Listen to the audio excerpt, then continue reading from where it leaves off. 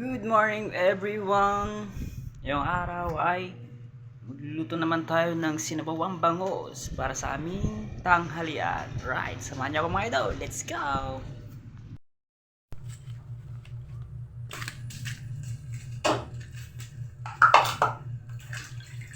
Yan mga idol, ito yung ating bangus na sasabawan. Ito yung ating pang sahog. Tsaka kanyang mga sangkap.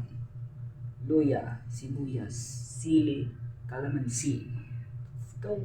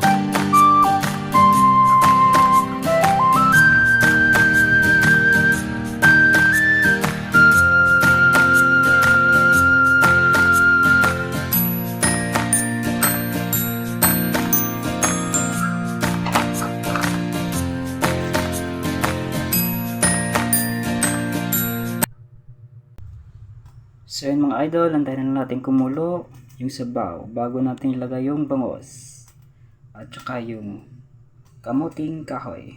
Alright. So yun mga idol, tignan natin kung kumukulo na yung ating sabaw sa bangos. Tignan natin mga idol. So ayan mga idol, kumukulo na. Lagyan natin aray init. Tingnan natin yung bangus. Ayan, yan oh.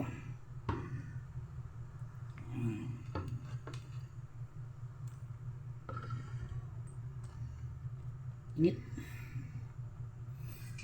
Tsaka lagyan na natin ito, idol.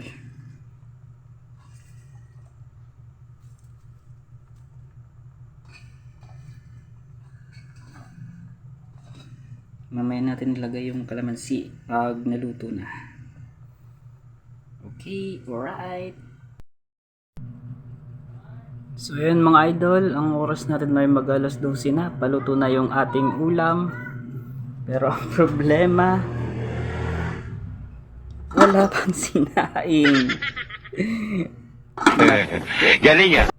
So yun mga idol, magsasaing lang muna ako. Madali naman na siguro maluto. Kala ko ayos ng lahat mga idol, kakain na lang. Yung plan, di pa nakasaing. So yun, magsasaing muna ako mga idol. Alright! So yun mga idol, okay na to. Ilagay natin yung kalamansi.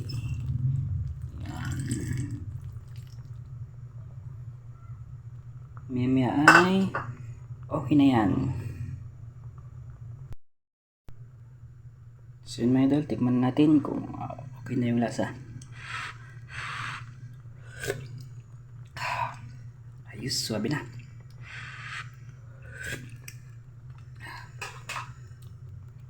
Goods.